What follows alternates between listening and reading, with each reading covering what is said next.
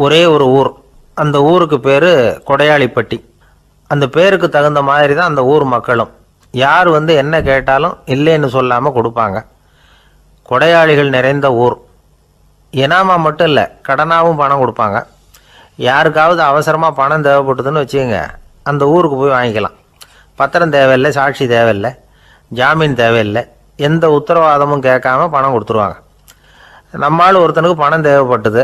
சொந்த பந்தமெல்லாம் கேட்டு பார்த்தா யாரும் கொடுக்குற வழியாக தெரியல. எல்லாரும் அவங்கவுங்க சௌரியத்தை பார்க்குறவங்க, அடுத்தவங்க சௌரியத்தை பற்றி கவலைப்படாதவங்க. இவன் எல்லாரையும் கேட்டு பார்த்துட்டு சோர்ந்து போய் உக்காந்துட்டான்.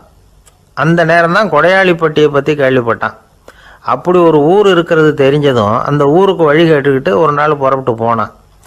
வயல்காட்டு வழியாக போக வேண்டியிருந்தது. மெதுவாக நடந்து ஊர் எல்லைக்கு வந்துட்டான். ரெண்டு பக்கமும் விவசாய வேலைகள் மும்முரமாக நடந்துக்கிட்டு இருக்குது. ஏர் உழுதுகிட்டு இருக்கிறாங்க. அப்போ அங்கே ஒரு ஆளை பாம்பு கடிச்சுட்டுது. பக்கத்தில் வேலை செஞ்சுக்கிட்டு இருந்தவங்க ஓடி வந்தாங்க. அவசரமாக செய்ய வேண்டிய முதல் உதவியெல்லாம் செஞ்சு பார்த்தாங்க. பலன் இல்லை. அந்த ஆள் செத்து போட்டான். அவன் செத்து விட்டான்னு தெரிஞ்சதும் அவனை தூக்கி வரப்பு மேலே போட்டுட்டு எல்லாரும் அவங்கவுங்க வேலையை கவனிக்க ஆரம்பிச்சிட்டாங்க. அங்கே ஒரு ஆள் இவனை பார்த்து சொன்னான், ஐயா, நீங்கள் போகிற வழியில் இவன் சொந்தக்காரன், இவனுக்கு சோறு கொண்டுகிட்டு வருவான், இவன் இங்கே செத்துட்டான்னு அவங்ககிட்ட சொல்லிவிடுங்க அப்படின்னா. இவனுக்கு ரொம்ப ஆச்சரியம். என்னடா இது, பாம்பு கடிச்சுட்டுதுன்னதும் பதறி அடிச்சுக்கிட்டு ஓடி வந்தாங்க, செத்துட்டான்னதும் பேசாமல் தூக்கி போட்டுட்டு போயிட்டாங்க அப்படின்னு நினச்சிக்கிட்டே நடந்து போகிறான். எதிரில் சோறு கொண்டுக்கிட்டு ஒரு ஆள் வந்தான். இவன் விவரத்தை சொன்னான். அங்கே அவங்க சொந்தக்காரன் பாம்பு கடிச்சு செத்து போட்டான் அப்படின்னா. அவன் கொஞ்ச நேரம் அமைதியாக நின்னான். அதுக்கப்புறமா அங்கேயே வரப்பில் உட்காந்து கொண்டுகிட்டு வந்த சோத்தை தானே சாப்பிட்டு முடித்தான். பேசாமல் எழுந்திரிச்சு திரும்பி போயிட்டான். கொஞ்சம் கூட பதறல, அழலை. இப்படியும் ஒரு ஊரா அப்படின்னு நினச்சி ஆச்சரியப்பட்டுக்கிட்டே இவன் ஊருக்குள்ளே போனான். ஒரு பெரிய மனுஷனை பார்த்து பணம் கேட்டான். அவரும் இவனோட பேரையும் ஊரையும் மட்டும் விசாரிச்சுக்கிட்டு தேவையான பணத்தை கொடுத்துட்டார். பணத்தை வாங்கிட்ட பிறகு தன்னுடைய மனசை அரிச்சிக்கிட்டு இருந்த அந்த விஷயத்தை பற்றி கேட்டான். ஐயா, வழியில் ஒருத்தன் செத்துட்டான், அவனை அப்படியே தூக்கி வரப்பில் போட்டுட்டு எல்லாரும் வயல்வெளி வேலைகளை பார்த்துக்கிட்டு இருக்கிறாங்களே அப்படின்னா. இதுக்கு அந்த பெரியவர் சொன்னார், ஆமாம், அப்படி தான் செய்வோம். வேலை முடிஞ்சு வீட்டுக்கு திரும்புகிறப்போ அவனை தூக்கிட்டு வந்து அடக்கம் பண்ணிடுவோம் அப்படின்னார். ரொம்ப ஆச்சரியமாக இருக்கே அப்படின்னா. ஏன் உங்கள் ஊரில் யாராவது செத்துட்டா என்ன பண்ணுவீங்க அப்படின்னு கேட்டார். என்ன இப்படி கேட்குறீங்க, எங்கள் ஊரில் எல்லாம் பணத்தை தூக்க விட மாட்டாங்க, ஒப்பாரி வைப்பாங்க, கட்டி புரண்டு அழுது புலம்பி தீர்த்துருவாங்க அப்படின்னா. இவன் பெரியவர் பார்த்தார். அவங்ககிட்ட கொடுத்த பணத்தை லபக்குன்னு பறிச்சுக்கிட்டார். திருப்பி வாங்கிட்டார். இவன் பதறி போய் நிற்கிறான். அவர் சொன்னார், பணத்தையே விட மாட்டேன்னு கட்டுப்பிடிச்சி அழுதா நான் கொடுத்த பணத்தை மட்டும் எப்படி திருப்பி கொடுக்க போகிறேன், போயிட்டு வா அப்படின்னு விரட்டி விட்டாரான். இந்த கதையை நண்பர் ஒருத்தர் சொன்னார். கதை வேடிக்கையாக தெரிஞ்சால் கூட இதில் கருத்து உண்டு. பணம் பிணம் இது ரெண்டையுமே விடுறதுக்கு அவ்வளவு சுலபமாக மனம் வர்றதில்லை. இந்த ரெண்டு விஷயங்கள்லேயும் அறிவார்ந்த செயல்பாடு தேவை. ஒரு பேருந்து மரத்தில் மோதி விட்டது. எல்லாரும் அடிபட்டு முனைகிட்டு கிடக்கிறாங்க. டிரைவர், கண்டக்டர் இவங்களுக்கும் அடி. அவங்களும் ஒரு பக்கம் கிடக்கிறாங்க. ஒரு மூலையில் கிடக்கிற ஒருத்தன் மெதுவாக முக்கி முனகி கண்டக்டர்னு சத்தம் போடுறான். கண்டக்டர் மெதுவாக நகர்ந்து அவங்ககிட்ட போய் என்னன்னு விசாரிக்கிறார். அவன் ரொம்ப சிரமப்பட்டு வாயை திறந்து ஒரு 15 காசு சில்லற பாக்கி அப்படின்னானான். அது ஒரு புகைவண்டி நிலையம். அங்கே ஒருத்தர் காலார நடந்து வந்துக்கிட்டு இருந்தார். அவர் தன்னுடைய வீட்டில் உட்காந்து ரொம்ப நேரம் எழுதுவார். எழுதுகிற நேரம் போக மற்ற நேரங்களில் தம்முடைய சொந்த வயல்களில் வேலை பார்ப்பார். அது முடிஞ்சதை என்ன பண்ணுவார்னா பக்கத்தில் இருக்கிற புகைவண்டி நிலையத்துக்கு போவார். அங்கே கொஞ்சம் நேரம் அப்படியே காலார நடந்து வருவார். இது அவருடைய அன்றாட வழக்கம். அன்னைக்கும் அது மாதிரி தான் அவர் நடந்து வந்துக்கிட்டு இருக்கிறார். அந்த சமயத்தில் அங்கே நடைமேடையில் ஒரு அம்மையார் நின்றுக்கிட்டு இருக்கிறாங்க. இவரை கண்டதும் கையை தட்டி கூப்பிட்டாங்க. இங்கே கொஞ்சம் வர முடியுமா அப்படின்னாங்க. இவர் போனார். என்னங்கன்னு விசாரித்தார். அந்த அம்மையார் விவரம் சொன்னார். ஐயா, நானும் என்னுடைய வீட்டுக்காரரும் இங்கே வந்தோம். அதுவும் நிற்கிதே, அந்த ரயிலில் ஏறி ஊருக்கு போகணும். என்னுடைய வீட்டுக்காரர் அதுவும் அந்த உணவு விடுதிக்கு போயிருக்கார், இன்னும் வரல. அவர் வர்றதுக்குள்ளே ரயில் புறப்பட்டுரும் போல இருக்கு. நீங்கள் ஓடி போய் அவரை அழைச்சிக்கிட்டு வர முடியுமா அப்படின்னு கேட்டாங்க. சரின்னார் இவர்.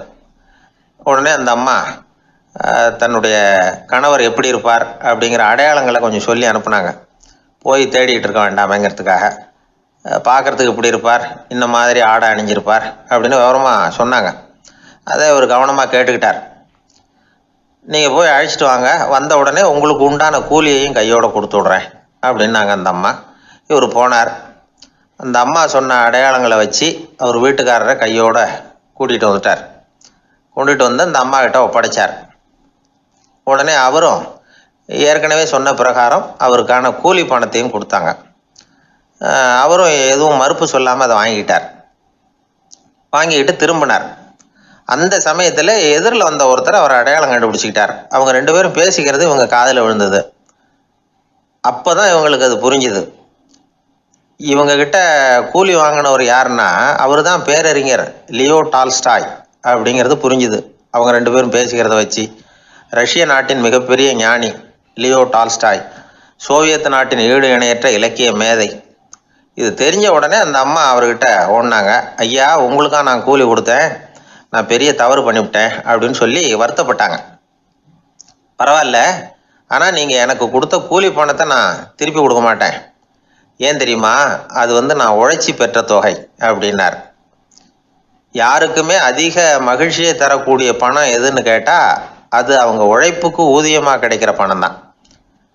நம்ம ஆட்கள் சில பேருக்கு உழைக்காமல் கிடைக்கிற தீய வழியில் வருகிற பணம் கூட மகிழ்ச்சியை கொடுக்கும்.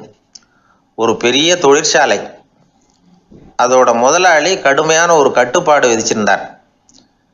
அது என்ன கட்டுப்பாடுன்னா, இந்த தொழிற்சாலைக்கு உள்ள யாரும் சிகரெட்டு பிடிக்கக்கூடாது அப்படிங்கிறது தான். ஒரு நாள் இந்த முதலாளி தன்னுடைய தொழிற்சாலையை சுற்றி பார்த்துக்கிட்டு வரார். அப்போது ஒரு இளைஞன் உள்ள சிகரெட்டு பிடிச்சிக்கிட்டு இருந்தான். அதை பார்த்து விடுறார். அவ்வளவுதான், அவருக்கு கோபம் வந்துட்டுது. உடனே உதவியாளரை கூப்பிட்டார். அதோ பாரு, அந்த சிகரெட்டு பிடிச்சிக்கிட்டு இருக்கிறானே, அவன் கணக்கை முடித்து வெளியில் அனுப்பி வச்சிரு அப்படின்னு உத்தரவு போட்டார். அது பிரகாரம் உடனே அவனை அழைச்சிட்டு போய் கணக்கு பார்த்து சம்பள பாக்கி அப்புறம் உதவித்தொகை எல்லாத்தையும் மொத்தமாக கையில் கொடுத்து வெளியில் அனுப்பி வச்சுட்டாங்க. அவன் பணத்தோடு வெளியில் வந்தான். ஏதோ யோசனை பண்ணபடியே நின்றுக்கிட்டு இருந்தான். அவன், என்னப்பா யோசிக்கிற அப்படின்னாரு எதிரில் வந்தவர். இவன் சொன்னான், ஒன்றும் இல்லை, என்னோட நண்பன் ஒருத்தனை பார்க்கறதுக்காக உள்ளே போனேன். பேர் என்னன்னு கேட்டுட்டு ஒரு 50,000 ரூபா பணத்தையும் கொடுத்து வெளியில் அனுப்பி வச்சுட்டாங்க. அதுதான் ஏன்னு புரியல, யோசனை பண்ணிகிட்டு இருக்கிறேன் அப்படின்னு நானாக்குவேன். அதனால் நாம் உழைச்சி சம்பாதிக்கிற பணம் தான் உயர்வு, சும்மா வர்ற பணம்லாம் மகிழ்ச்சியை தராது அப்படிங்கிறத புரிஞ்சுக்கணும். அப்பேற்பட்ட ஞானி ரஷ்ய மேதை அவர் பாருங்க, அந்த பணத்தை வாங்கின பணத்தை திருப்பி கொடுக்க மாட்டேன்னு விட்டார். ஏன்னா அது உழைத்து பெற்ற தொகை, அதை நான் கொடுக்க மாட்டேன்னார். அதனால் நமக்கு செல்வம் சேர்க்கறது பெருசு இல்லை, அந்த சேருகிற செல்வம் நமக்கு மகிழ்ச்சியை கொடுக்கணும். அதுக்கு என்ன வழின்னா, நாம் உழைத்து சம்பாதிக்கணும் அப்படிங்கிறத அதிலிருந்து புரிஞ்சிக்க வேண்டியது ரொம்ப அவசியம். அதனால் உழைப்போம் உயர்வோம், இதுதான் வெற்றியின் ரகசியம். ஒரு பள்ளிக்கூடம், அதில் வசதியான வீட்டுக்குள்ள ஒருத்தன் படிச்சுக்கிட்டு இருந்தான்.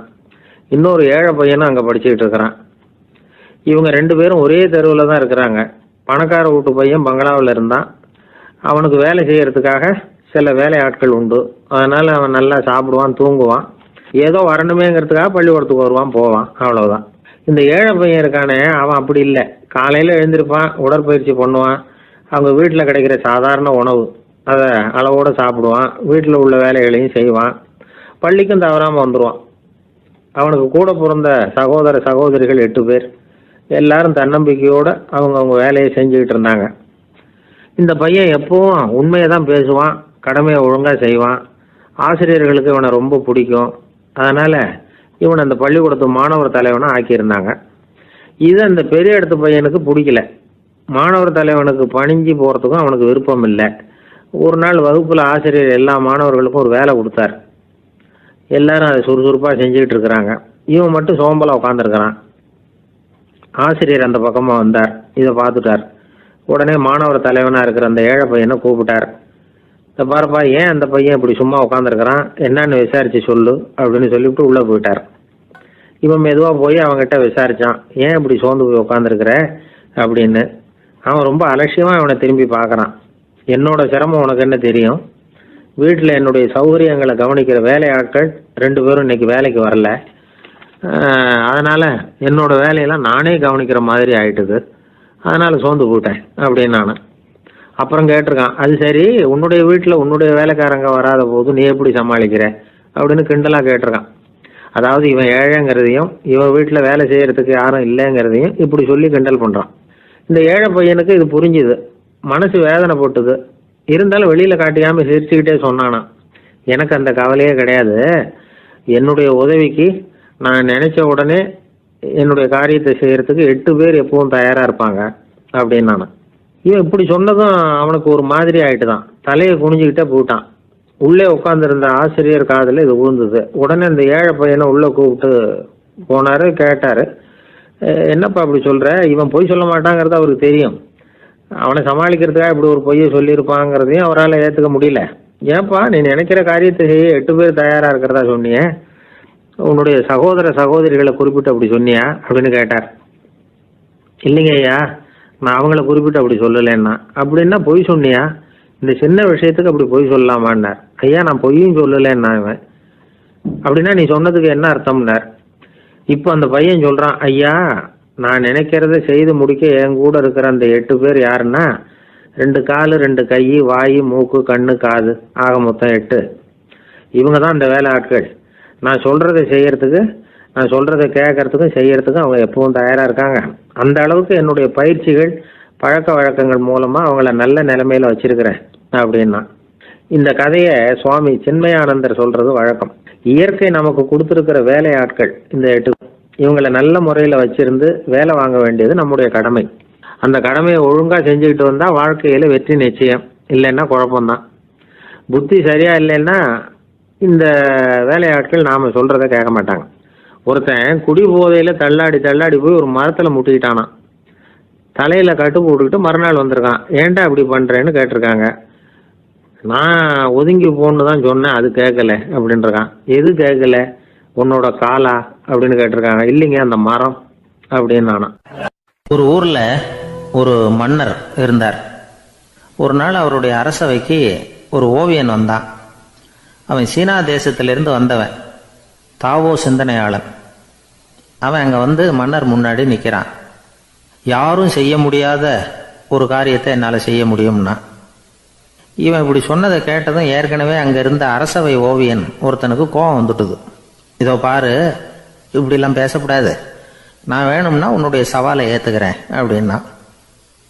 நாம் 2 பேரும் ஓவியம் தீட்டுவோம், அதை பார்த்துட்டு நம்ம 2 பேரில் யார் சிறந்த ஓவியன் அப்படிங்கிறத மன்னரே தீர்மானம் செய்யட்டும், என்ன சொல்கிற அப்படின்னு கேட்டான். அவனும் சரின்னு ஒத்துக்கிட்டான். போட்டி ஆரம்பமாச்சு. அரசர் அவங்களுக்கு 2 சுவர்களை ஒதுக்கி கொடுத்தார். 6 மாத காலம் அவகாசம் கொடுத்தார். 2 ஓவியர்களும் அவங்கவுங்க வேலையை ஆரம்பித்தாங்க. இரவு பகலாக வேலை செய்ய ஆரம்பிச்சுட்டாங்க. 6 மாதம் முடிஞ்சது. அரசர் வந்து பார்த்தார். முதல்ல தன்னுடைய அரசவை ஓவியர் தீட்டி இருந்த ஓவியத்தை பார்த்தார். ரொம்ப பிரமாதமாக இருந்தது, பாராட்டினார். இதோ பாரு, உன்னுடைய ஓவியம் அற்புதமாக இருக்குது, உயிரோட்டம் உள்ளதாக இருக்குது, கலையின் உச்சமே இதுதான், இதை விட சிறந்த ஒரு ஓவியத்தை வேற யாராலையும் படைக்க முடியாது அப்படின்னார். அதுக்கப்புறம் அந்த சீன ஓவியன்கிட்ட போனார். எங்கே உன்னுடைய ஓவியம்னு கேட்டார். திரைச்சீலையை விலக்கி விட்டு பாருங்கன்னா. மன்னர் வந்து அந்த திரைச்சீலையை விளக்குனார். உள்ளே வந்து ஓவியம் இருக்க வேண்டிய இடம் கண்ணாடி மாதிரி தெரிஞ்சுது. அவன் அந்த 6 மாத காலமாக அந்த சுவரை வந்து தேய்ச்சி தேய்ச்சி கண்ணாடி மாதிரி ஆக்கி வச்சிருக்கிறான். அதுக்கு நேராக எதிர் சுவரில் அரசவை ஓவியம் தீட்டின ஓவியம் இருக்குது. அது எதிரில் இருந்த இந்த கண்ணாடியில் பட்டு பிரதிபலிக்குது. மன்னர் யோசனை பண்ண ஆரம்பித்தார். அப்புறம் அந்த சீன ஓவியனை பார்த்து கேட்டார், இதை பாரு, நீ என்னுடைய ஆளை வந்து தோற்கடிச்சுட்ட அப்படிங்கிறதுல சந்தேகம் இல்லை, ஆனாலும் எங்களை ஏமாத்தி இருக்கிற, எந்த ஓவியமும் நீ வரையிலையே அப்படின்னார். அரசே, இதுதான் உண்மையான ஓவியம், உயிருள்ள ஓவியம். இது வந்து மனோபாவங்களை பிரதிபலிக்கும், மாறுகின்ற காலங்களை அப்படியே காட்டும் அப்படின்னா அந்த சீன ஓவியன். கையால் வரைகிற ஓவியங்களில் சலனம் இல்லை, கண்ணாடி அப்படி கிடையாது, சக்தியின் ஓட்டம் அதில் எப்பவும் இருந்துக்கிட்டே இருக்கும். கண்ணாடி மட்டுமே ஜீவன் உள்ள ஓவியமாக இருக்க முடியுங்கிறத அந்த சீன ஓவியன் தெரிஞ்சு வச்சிருந்தான். ஏன்னா அவன் ஒரு தாவோ சிந்தனையாளன். ஒவ்வொரு குழந்தையும் இந்த கண்ணாடியோட தான் பிறக்குது. ஆனால் நாம் என்ன செய்கிறோம்னா ஓவியங்களை கண்ணாடி மீது பதிப்பிச்சு விடுறோம். கண்ணாடி நம்மளை பிரதிபலிக்குது. நம்முடைய அழகோ அவலட்சணமோ கண்ணாடியை பாதிக்கிறது இல்லை. ஏன்னா அதுக்கு மனம் கிடையாது. கடந்து போன வினாடியை பற்றி அது சிந்திக்கிறது இல்லை. அடுத்த கணத்தை பற்றின எதிர்பார்ப்பும் அதுகிட்ட கிடையாது. அதுதான் பற்றற்ற நிலை. மனிதனுக்கு தேவைப்படுறது அதுதான். கண்ணாடி கிட்ட இருந்து நாம் கற்றுக்கொள்ள வேண்டிய பாடம் இது. வாழ்க்கையில் மனிதர்களை நேசிக்கலாம், உலகின் அழகையெல்லாம் பிரதிபலிக்கலாம், ஆனால் எதையும் பற்றி கொண்டு விடக்கூடாது அப்படிங்கிறது பெரியவர்கள் அறிவுரை. துயரம்ங்கிறது பற்றுக்களின் சாயை. கண்ணாடி முன்னாடி நிற்கிறப்போவெல்லாம் நமக்கு இந்த ஞாபகம் வரணுமா. ஒரு குடும்ப தலைவர் ஒரு நாள் காலையில் விடிஞ்சு எழுந்திரிச்சதும் சத்தம் போட்டார். யார் இந்த கருங்குரங்கு படத்தை என் ரூமில் கொண்டாந்து மாட்டி வச்சது அப்படின்னு கத்தினார். சமையல் கட்டிலிருந்து மனைவி பதில் சொன்னாங்க. தூக்க கலக்கத்தில் உளராதிங்க, நல்லா பாருங்க, அது படம் கிடையாது, முகம் பார்க்குற கண்ணாடி அப்படின்னாங்க. ஒரு மாணவனை பார்த்தேன். என்ன தம்பி படிப்புலாம் எப்படி இருக்குது அப்படின்னு விசாரித்தேன். அவன் ரொம்ப அழுத்துக்கிட்டான். நான் நல்லா தான் சார் படிக்கிறேன், இருந்தாலும் புத்தியில் சரியாக ஏற மாட்டேங்குது சார் அப்படின்னா. சரி, இவனும் நம்ம ரகம்தான் அப்படின்னு சொல்லி முடிவு பண்ணிட்டோம். கல்வி கற்கக்கூடிய ஒரு மாணவன் சம்பந்தப்படுற புத்திகள் பல வகை. அதை பற்றி ஒரு பெரியவர் விளக்கி இருக்கிறார். மிருத்து புத்தின்னு ஒன்று இருக்குதான். மிருத்துன்னா மண். மண்ணால் செவுறு கட்டுறோம்ல, மண் சுவரில் ஆணி அடிக்கிறதும் சுலபம், அதை பிடுங்கி எடுக்கிறதும் சுலபம். அது மாதிரி சில பேர் குரு சொல்லி கொடுக்குறத சுலபமாக கேட்டு தெரிஞ்சு வச்சுக்குவாங்க, கொஞ்ச நேரத்தில் சுலபமாக மறந்தும் போயிடுவாங்க. இது மிருத்து புத்தின்னு பேர், மண் புத்தி. தாரு புத்தின்னு ஒன்று உண்டான். தாருன்னா மரம். அதில் பச்சை மரத்தில் ஆணி அடிக்கிறது சுலபம், ஆனால் அது எடுக்கிறது கஷ்டம். அது மாதிரி ஆசிரியர்கிட்ட இருந்து கேட்டதை கவனமாக மனசில் பதிய வச்சுக்கிட்டு அதை மறக்காமல் இருக்கிறது தாரு புத்தி. பட்டை மரமாக இருந்தால் அதில் ஆணி அடிக்கிறதும் கஷ்டம், அடிக்கிற ஆணியும் சீக்கிரம் நழுவிடும். அது மாதிரி கேட்குற விஷயம் மனசில் பதியறதும் கஷ்டம்.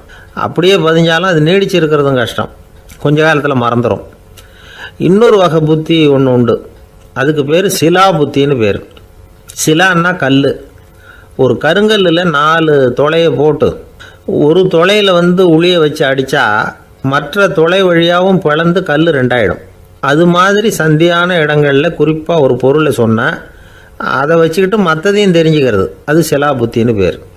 வேணு புத்தின்னா என்ன தெரியுமா? வேணுன்னா மூங்கில். மூங்கில் கணுவில் ஒரு பக்கம் உளியை வச்சு அடித்தா 2 பக்கமும் பிளந்துடும்.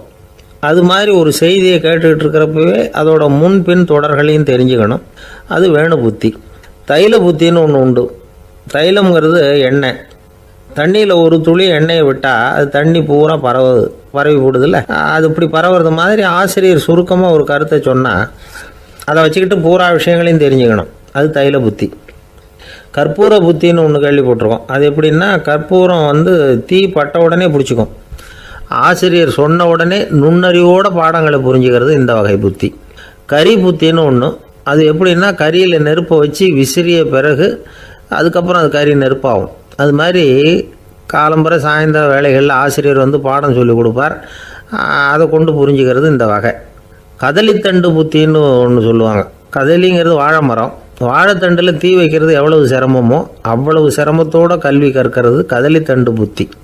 இதை தவிர இன்னும் சில வகையான மாணவர்களை கூட அடையாளம் காட்டுறாங்க. ஆசிரியர் சொன்னதில் நல்லதை மட்டும் எடுத்துக்கிறவன் அன்னம். ஆசிரியர் கிடைச்ச இடத்துல பாடத்தை கேட்டுக்கிட்டு பிறகு தனியாக உட்காந்து சிந்திக்கிறவன் பசு. பசுமாடு அப்படி தானே, புல் கண்ட இடத்துல மேயும், அதுக்கப்புறம் நிதானமாக அசை போட்டுக்கும்.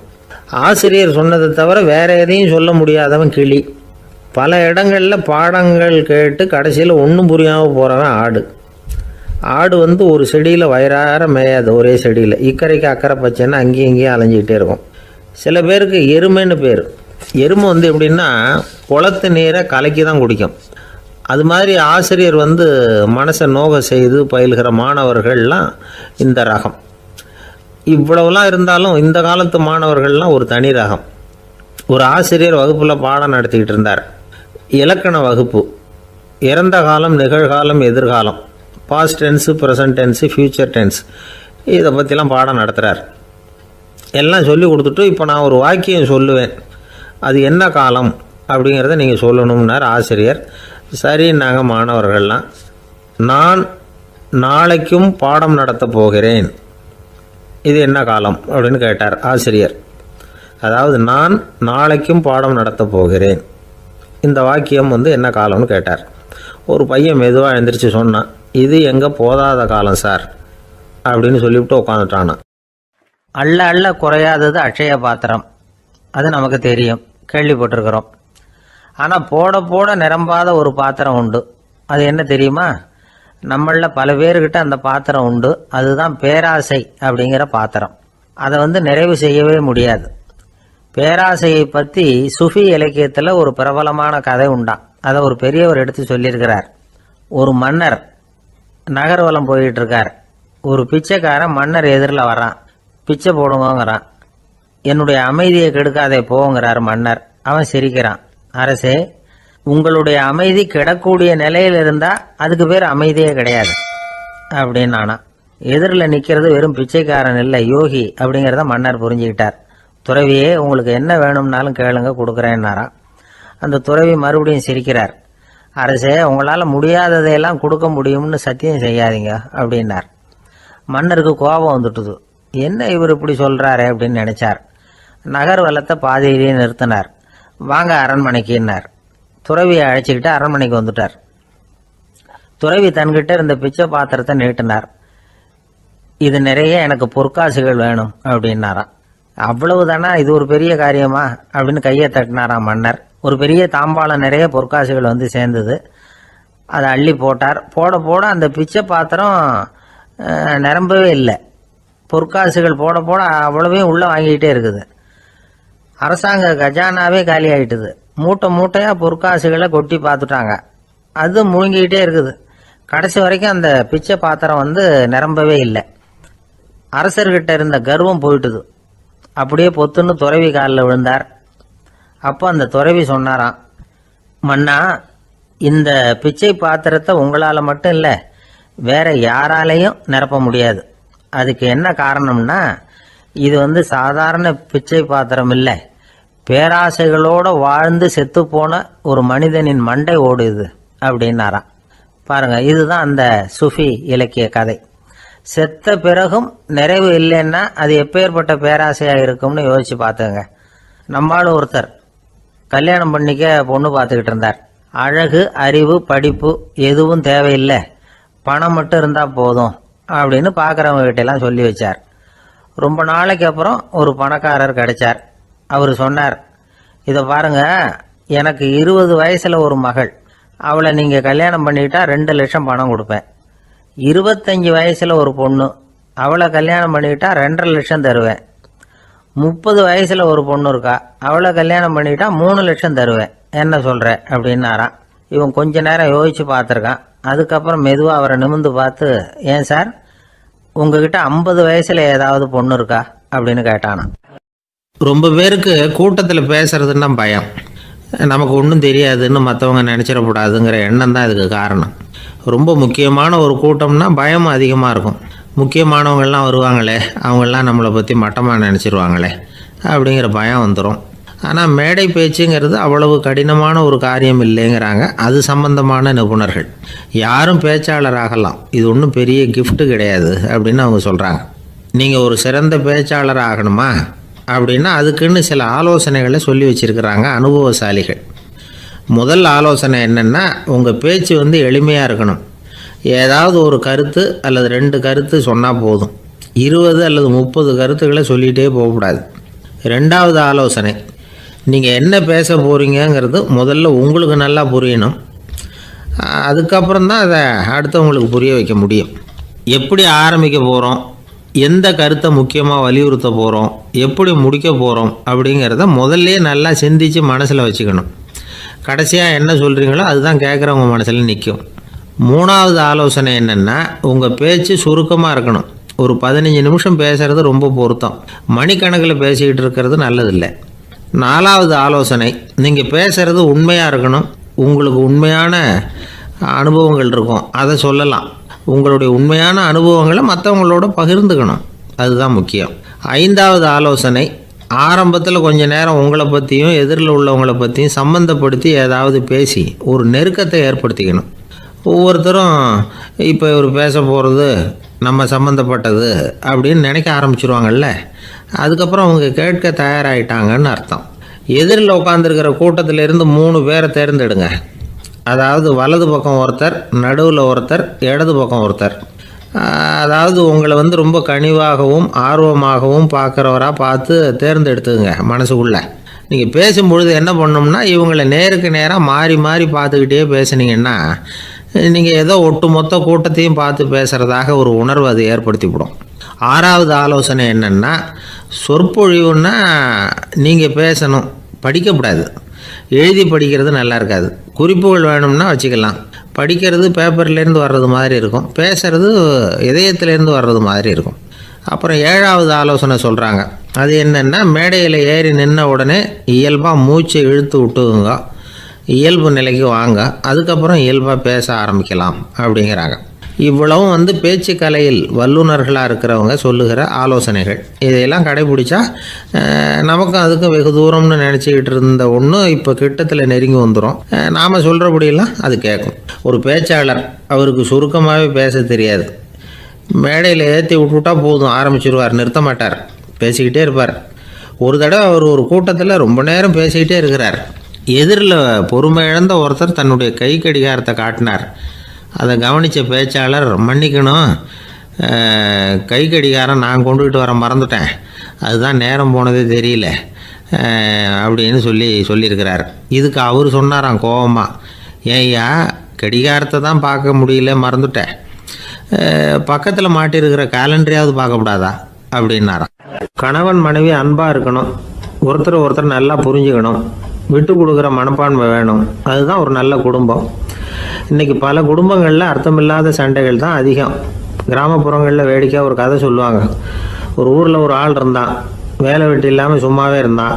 அவனுக்கு கல்யாணம் பண்ணி வச்சாங்களாம். மனைவி சேர்ந்தா, சும்மாவே உட்காந்துருக்கிறியே, ஏதாவது சம்பாதிக்கிற வழியை பாரு அப்படின்ட்டுருக்கா. அதுக்கு தான் யோசனை பண்ணிகிட்டு இருக்கிறேன், ஒரு அருமையான ஐடியா அப்படின்னு நானா. என்ன அது சொல்லு அப்படின்ட்டுருக்கா. ஒரு ஆட்டுக்குட்டி வாங்க போகிறேன்ருக்கான். அதை வாங்கி என்ன பண்ண போகிறேன்னா, அந்த குட்டி வளரும், பெருசாகும், அதுக்கப்புறம் அது நிறைய குட்டி போடும் அப்படின்ட்டுருக்கான். சரி, அப்புறம் என்ன, அதையெல்லாம் சந்தையில் கொண்டுட்டு போய் விற்றுவிட்டு அந்த காசுக்கு ஒரு எருவு மாடு வாங்கலாம். சரி, அது எதுக்கு? எருவு மாடு நிறைய பால் கொடுக்கும், அதை கொண்டுகிட்டு போய் பால் பண்ணையில் கொடுப்பேன், அல்லது நானே விற்றுருவேன், கை நிறைய காசு கிடைக்கும். அதுக்கப்புறம் ஒரு பசுமாடு வாங்குவேன், பாலையும் விற்கலாம், நாமளும் காய் போட்டு சாப்பிட்லாம், இப்படிலாம் சொல்லியிருக்கான். அப்போ அந்த பொண்ணு சொல்லிச்சான், அடுத்த தெருவில் இருக்கிற எங்கள் அம்மா வீட்டுக்கும் கொஞ்சம் பால் கொடுத்து அனுப்பலாம் அப்படின்ட்டுருக்கான் அந்த பொண்ணு. இந்த இடத்துல கணவனுக்கு கோபம் வந்துட்டுது. அது எப்படி உங்கள் அம்மா வீட்டுக்கு எதுக்கு கொடுக்கணும், அதெல்லாம் முடியாதுன்றிருக்கான். இந்த இடத்துல சண்டை ஆரம்பமாயிட்டுது. கொஞ்ச நேரத்தில் 2 பேரும் சத்தம் போட ஆரம்பிச்சிட்டாங்க. கடுமையான சண்டை நடக்கிறத பக்கத்து வீட்டுக்காரன் காதில் வாங்கினான். அவன் ஓடியாந்தான். அவனுக்கு தெரியும், வாங்காத மாட்டுக்காக இப்படி சண்டை போட்டுக்கிட்டு இருக்கிறாங்கங்கிறது அவனுக்கு புரியும்.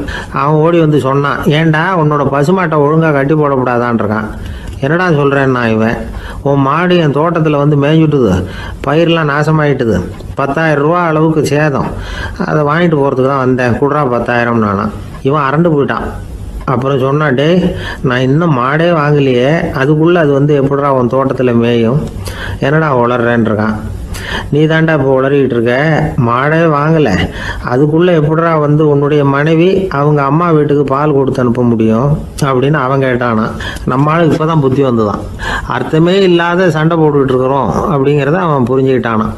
இது நம்ம முன்னோர்கள் சொல்லியிருக்கிற ஒரு கதை. சண்டையில் தான் அர்த்தம் இல்லையே தவிர கதையில் அர்த்தம் உண்டு. அதாவது இல்லாத விஷயங்களுக்காக சண்டை போட்டுக்கிட்டு இல்லறத்தை வீணாக்கிக்கிட்டு இருக்கிற மனிதர்கள் இன்றைக்கும் நிறைய பேர் இருக்கிறாங்க. ஒருத்தன் தன்னுடைய மனைவியை பற்றி மாமனார்கிட்ட புகார் சொன்னானா, மாமா உங்கள் பொண்ணு அர்த்தமில்லாத சண்டை போடுறா, எதுக்கு எடுத்தாலும் எடுத்தெறிஞ்சு பேசுகிறா அப்படின்ட்டுருக்கான். நீ எப்படி மாப்பிள்ளை அதை சமாளிக்கிற அப்படின்னு கேட்டிருக்காரு அவர். அவள் எடுத்தெறியறது என் மேலே படாமல் ஒதுங்கி நின்றுக்கிறேன் அப்படின்னு நானா. இவன் தேசத்து மேலையும் தாய்மொழி பேர்லையும் செலுத்துற அன்புக்கு அபிமானம்னு பேர். தேசாபிமானம்னு சொல்றமே இதுதான். ஒரு கணவன் மனைவி பேர்ல காட்டுற அன்புக்கு காதல்னு பேரு, கடவுள் பேர்ல செலுத்துற அன்புக்கு பக்தின்னு பேரு. இப்படி அன்புல பல ரகம் இருக்கிறப்போ அதுல உள்ள வித்தியாசம் தெரியாம இடம் மாத்தி அன்பு காட்டினா இடைஞ்சல் தான். சரி, இந்த அன்பை பத்தி விஞ்ஞானம் என்ன சொல்லுது தெரியுமா? இதயத்தை பாதுகாக்கிறதுக்கு முக்கியமா தேவைப்படுற ஒண்ணு இந்த அன்புதான்னு சொல்லுது. நெதர்லாந்து விஞ்ஞானிகள் இதை ஆராய்ச்சி பண்ணியே கண்டுபிடிச்சிருக்கிறாங்க. கொஞ்சம் முயல் குட்டிகளை 2 பிரிவா பிரிச்சாங்க. 2 குரூப்புக்கும் கொழுப்பு அதிகமா உள்ள ஆகாரத்தையே கொடுத்துட்டு வந்தாங்க. ஆனா ஒரு குரூப்புக்கு வெறுமன ஆகாரத்தை கொடுத்ததோட சரி, இன்னொரு குரூப் முயல்களுக்கு ஆகாரம் கொடுத்ததோட நிறுத்திக்கல. அதுக்கு முன்னாடி கூண்டுகளை திறந்து விட்டு முயல்களை கொஞ்ச நேரம் எடுத்து கொஞ்சி விட்டு அதுக்கப்புறமா ஆகாரம் கொடுத்தாராம் ஆராய்ச்சியாளர். இந்த குரூப்புக்கு இதய பாதிப்பு 60% குறைச்சலா இருந்துதான். சில நோயாளிகளுக்கு ஹார்ட் அட்டாக் வந்தாலும் அதை தாங்கிக்கிட்டு குணமாகிற சக்தி அதிகமா இருக்குது. இது எப்படின்னு ஆராய்ச்சி பண்ணி பார்த்துருக்கிறாங்க. அவங்க எல்லாம் மனைவி தன் பேர்ல ரொம்ப அன்பா இருக்கிறதாக நினைக்கிறவங்களா இருக்கிறாங்களாம். இதய நோயாளிகள் பல பேரை சந்திச்சு இதய நோய் ஏற்பட என்ன காரணம்னு கேட்டிருக்கிறாங்க. அவங்க சொன்ன காரணம்லாம் சாப்பாடு சம்பந்தமா இல்லையா, மனைவி அன்பா இல்ல, இப்படிப்பட்ட காரணத்தை தான் சொல்றாங்களாம். அதனால இதயத்தை பாதுகாக்கணும்னு நினைக்கிறவங்க அடுத்தவங்க அன்பா இருக்கிறது மாதிரி பாத்துக்குங்க, அதுதான் முக்கியம்.